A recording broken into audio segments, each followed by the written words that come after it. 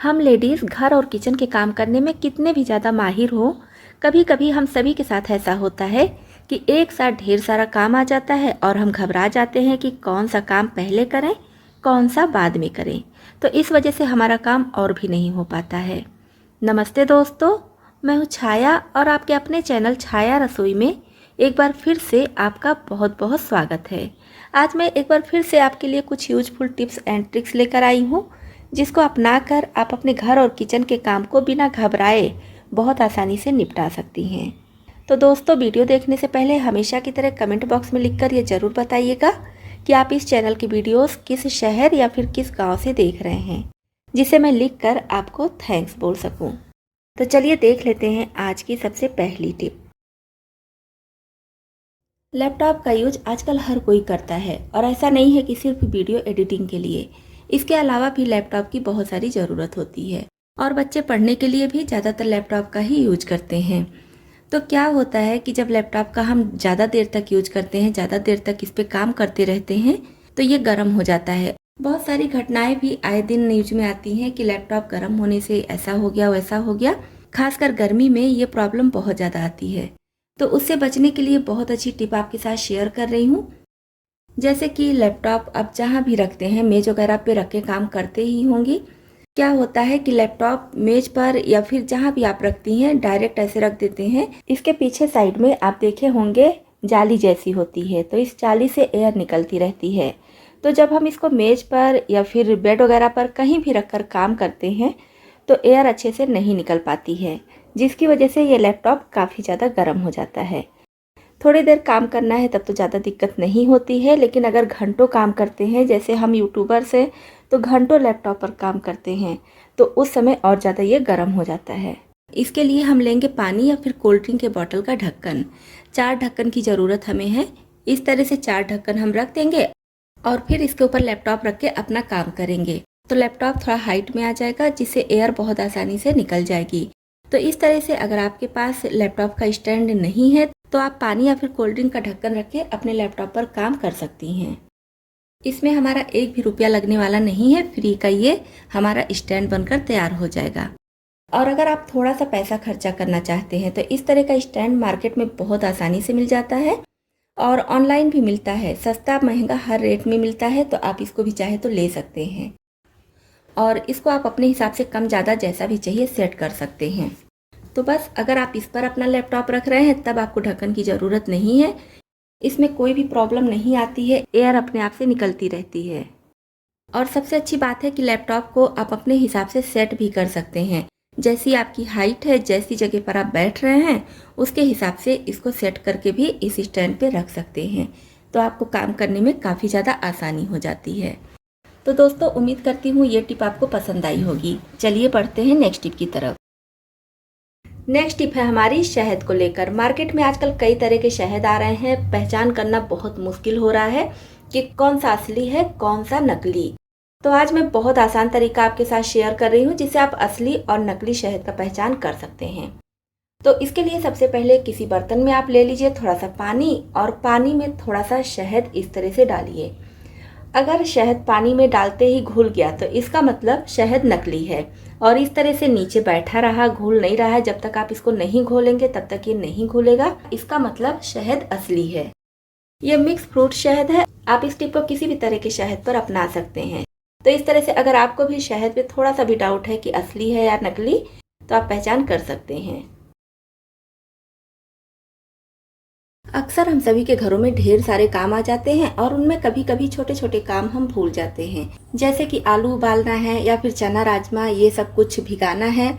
तो भूलने के साथ साथ ये भी होता है ना कि अचानक से कोई रेसिपी बनानी है, हमें कोई गेस्ट आ जाते हैं या ऐसे ही खाने का मन कर देता है फैमिली में किसी को, तो अचानक से बनानी पड़ती है, तब काफ़ी दिक्कत होती है। तो अगर आपको आलू जल्दी बॉयल करना है कि बहुत जल्दी से आलू बॉयल हो जाए, उसके लिए क्या कीजिए, आलू को पहले छील लीजिए और फिर उसके बाद इस तरह से छोटे छोटे पीसेस में कट कर लीजिए। और अगर आप और जल्दी बॉयल करना चाहते हैं, तो इसमें थोड़ा सा नमक डाल दीजिए। तो छोटे छोटे पीसेस में हम इसको कट किए हैं, साथ ही साथ नमक डाल दिए हैं, जिससे ये आलू बहुत जल्दी से गल जाएगा। अब 1 कप के करीब इसमें पानी डाल दीजिए और ढककर गैस पर चढ़ा दीजिए लो मीडियम फ्लेम पर। 5 से 6 मिनट में ही आप देखेंगे आलू बहुत अच्छे से गल जाएगा।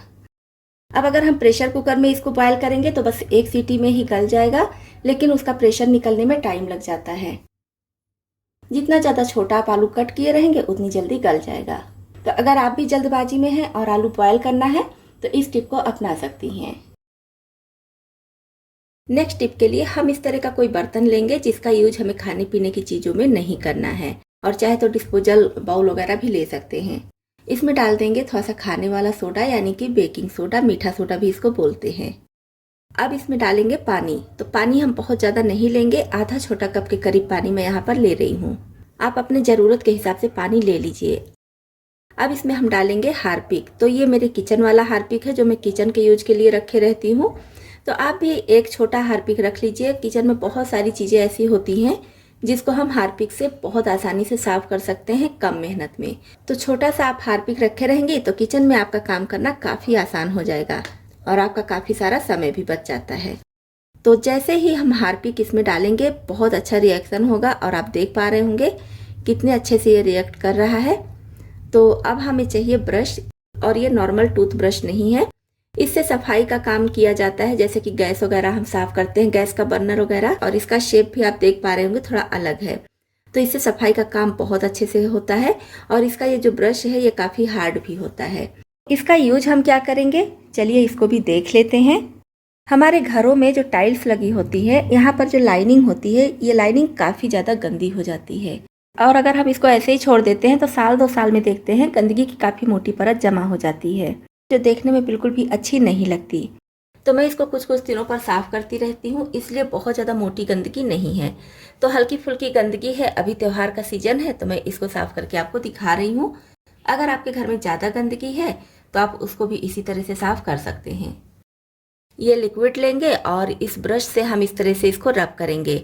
बहुत ज़्यादा प्रेस करके नहीं करेंगे, हल्के हाथ से रब करना है। आपके पास ये ब्रश नहीं है तो आप टूथ ब्रश का भी यूज कर सकते हैं, उससे थोड़ा सा समय ज़्यादा लगेगा, इससे थोड़े से समय की बचत हो जाती है। तो बस इस तरह से हम हल्के हाथ से रब करेंगे, और आप देख पा रहे होंगे कितनी ज़्यादा गंदगी निकलने लगी है। तो जब हम इस तरह से इसे सफाई करते रहते हैं तो हमारा घर साफ सुथरा रहता है, और इसको अगर हम ऐसे ही छोड़ देते हैं तो साल 2 साल में देखते हैं काफ़ी मोटी मोटी गंदगी इसमें जमा हो जाती है, जो देखने में बिल्कुल भी अच्छी नहीं लगती है। तो इस तरह से आप घर में रखी हुई चीज़ों से ही घर में लगे हुए टाइल्स की लाइनिंग को बहुत अच्छे से चमका सकती हैं। दोस्तों, जैसा कि अभी त्यौहार का सीजन है तो इसमें हम तरह तरह की सफाई करते ही हैं, तो उसको देखते हुए उम्मीद करती हूँ आपको ये टिप बहुत ज़्यादा पसंद आई होगी। चलिए बढ़ते हैं नेक्स्ट टिप की तरफ।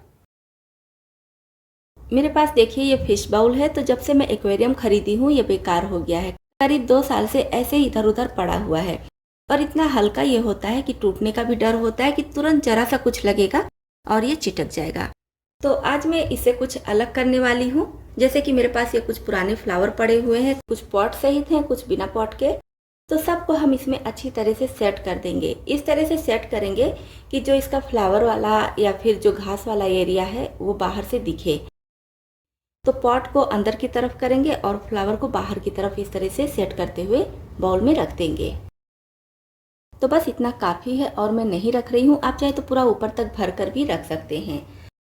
अब लेंगे पॉलीथीन, और यहाँ पर ट्रांसपेरेंट पॉलीथीन लीजिए तो ज़्यादा अच्छा है, और इसको हमें गोल में इस तरह से कट कर लेना है। और यहाँ पर रख के देख लेंगे, ज़्यादा बड़ा है तो फिर से आप थोड़ा छोटा कर लीजिए। बहुत ज़्यादा छोटा नहीं करेंगे, थोड़ा सा बड़ा चाहिए, करीब 2 उंगल इससे बड़ा रहे उतना हमें चाहिए। तो इसको हम इसके ऊपर रख देंगे थोड़ा सा अंदर करके। ये देखिए इस तरह से थोड़ा सा अंदर करके रखेंगे। अब ऊपर से ये जो होता है रखने वाला, ये भी फिश बाउल के साथ में ही रहता है, आप अलग से भी ले सकते हैं।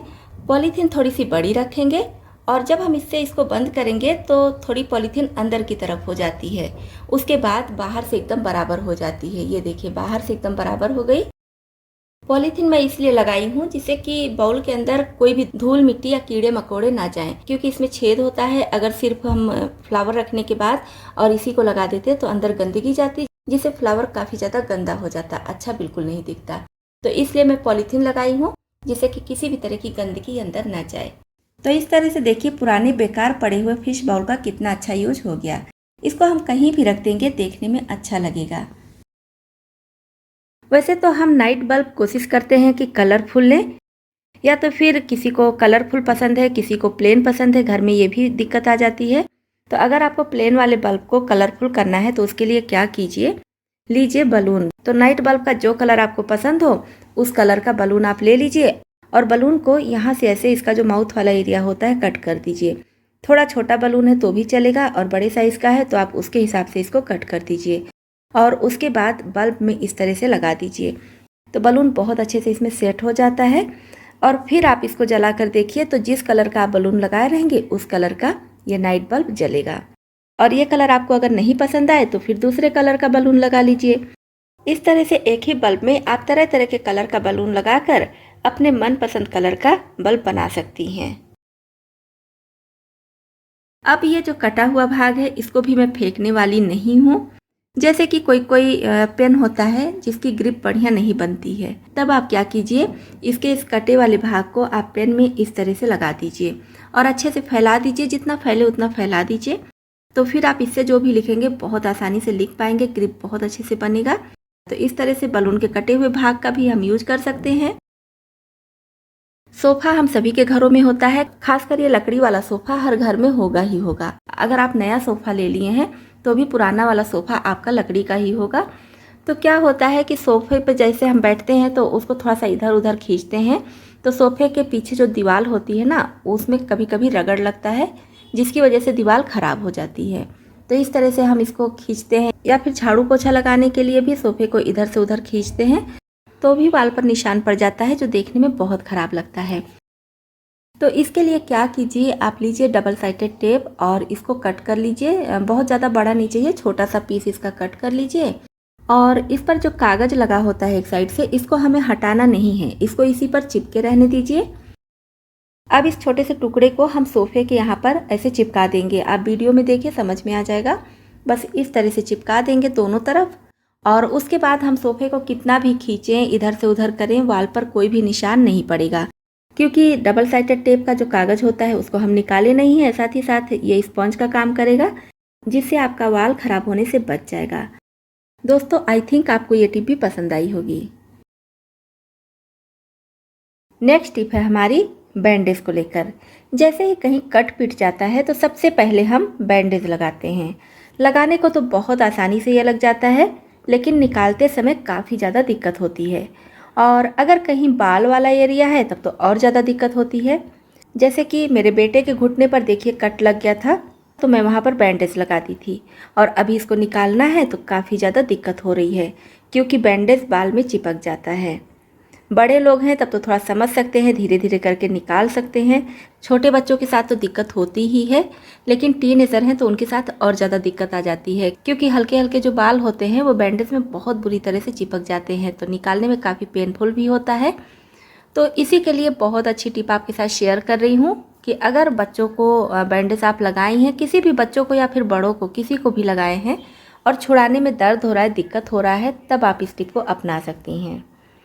तो इसके लिए हम क्या करेंगे, लेंगे गर्म पानी।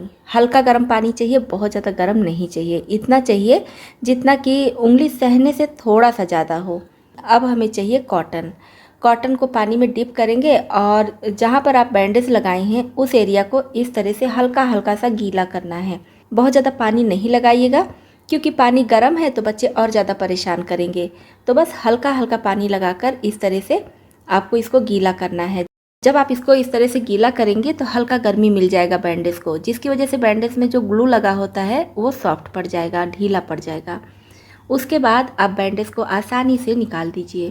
तो इस तरह से चाहे आप बाल वाली जगह पर बैंडेज लगाइए या फिर प्लेन जगह पर, आसानी से निकल जाता है, बिल्कुल भी दर्द नहीं होता है। तो अब इस बैंडेज को निकालने के बाद कॉटन को फिर से पानी में डिप कर लीजिए और कट वाले एरिया के आसपास बैंडेज का थोड़ा सा ग्लू भी लगा रहता है, तो इसको भी हम इसी कॉटन से साफ़ कर देंगे। तो इस तरह से आप बैंडेज बहुत आसानी से निकाल सकती हैं। इस तरह के पेपर बैग हम सभी के घरों में आते हैं और खूब ज़्यादा इकट्ठे हो जाते हैं। तो इसका बहुत अच्छा टिप आपके साथ शेयर कर रही हूँ जिससे आपका पेपर बैग भी यूज में आ जाएगा और आपको मार्केट से जो चीज़ मैं बनाने जा रही हूँ वो लाना भी नहीं पड़ेगा। तो क्या करेंगे, पहले हम पेपर बैग को अच्छे से बराबर कर लेंगे और इसके ये जो नीचे वाला भाग होता है इसको हम कट करके निकाल देंगे क्योंकि ये मोटा होता है, काफ़ी लेयर इसमें लगा होता है, जिसकी वजह से मोटा होता है। तो इसको हम कट करके निकाल देंगे। अब जहाँ से इसका जॉइंट है इसको भी हम कट करके अलग कर देंगे। अब इसका ये जो टंगन वाला भाग है इसको भी हमें निकाल देना है।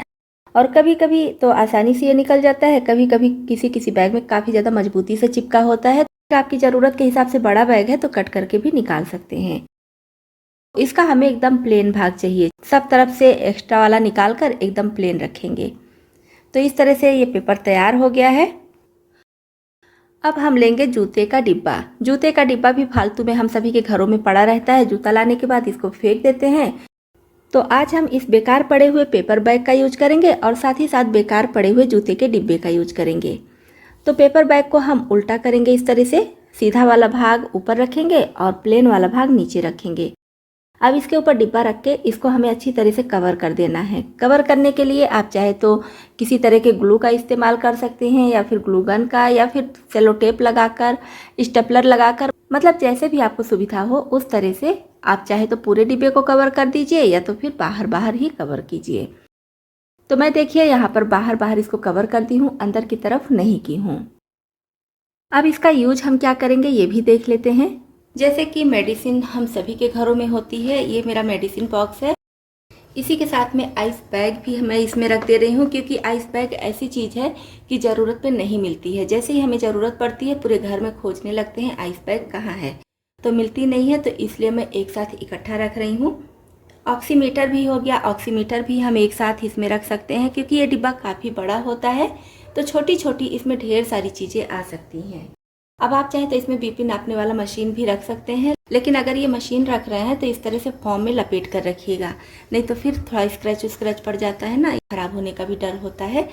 इस तरह से जब फॉर्म में लपेटे रहेंगे तो किसी भी तरह का स्क्रैच नहीं पड़ेगा।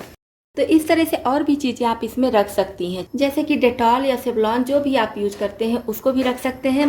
मैं थोड़ा सा कॉटन भी रख दे रही हूँ, मतलब कि मेडिकल वाला जितना भी सामान आपको चाहिए, इमरजेंसी में आपको ज़रूरत पड़ सकती है, छोटी छोटी चीज़ें होती हैं, इधर उधर ज़रूरत पर खोजना पड़ता है, तो आप एक साथ इस तरह से सारी चीज़ें इकट्ठा करके रख सकते हैं। अगर आपके पास रेड कलर का ये इलेक्ट्रिकल टेप है तो यहाँ पर चिपका सकते हैं। इससे जो भी इस बॉक्स को देखेगा समझ जाएगा कि हाँ फर्स्ट एड बॉक्स है, जो भी चीज़ें निकालनी है अपना निकाल कर यूज कर लेगा। तो इस तरह से हम बेकार पड़े हुए जूते के डिब्बे का और पेपर बैग का बहुत ही अच्छा यूज कर सकते हैं। इस तरह के फूड कंटेनर हम सभी के घरों में आते हैं, तो क्या करते हैं जो भी स्वीट या फूड है उसको खाने के बाद इसको हम ज़्यादातर फेंक देते हैं। तो आज मैं इसका बहुत अच्छा यूज आपको बता रही हूँ। तो जब भी इसमें से चीज़ें ख़त्म हो जाए तो अच्छी तरह से इसको धुल लीजिए, और धुलने के बाद आप इसको यूज कीजिए अपने किचन में। जैसे ऑयल हम सभी यूज करते हैं, तो ऑयल का जो बॉटल होता है जहाँ पर इसको रख देते हैं वो एरिया काफ़ी ज़्यादा गंदा हो जाता है, स्टिकी हो जाता है, जिसको साफ़ करने में काफ़ी दिक्कत होती है। तो इस कंटेनर का यूज आप कर सकती हैं किसी भी तरह का ऑयल या फिर घी वगैरह का डिब्बा रखने के लिए। या तो फिर हम अपने डाइनिंग टेबल पर थोड़े थोड़े कई तरह के अचार भी रखते हैं, तो इस तरह से आप अचार का जो बरनी है या फिर जिस भी डिब्बे में आप रखती हैं उसको इस कंटेनर में रखिए, तो आपका डाइनिंग टेबल भी बिल्कुल गंदा नहीं होगा। अलग से आपको मैट वगैरह बिछाने की ज़रूरत भी नहीं पड़ेगी। तो दोस्तों ये थे आज के कुछ यूजफुल टिप्स। दोस्तों आपको इसमें से कौन सी टिप ज़्यादा पसंद आई और कौन सी पहले से पता थी, कमेंट बॉक्स में लिखकर ज़रूर बताइएगा। वीडियो पसंद आया हो तो लाइक और शेयर कीजिएगा। चैनल पर पहली बार आए हैं और हमारी यूट्यूब फैमिली में शामिल होना चाहते हैं तो इस चैनल को सब्सक्राइब भी कर लीजिएगा।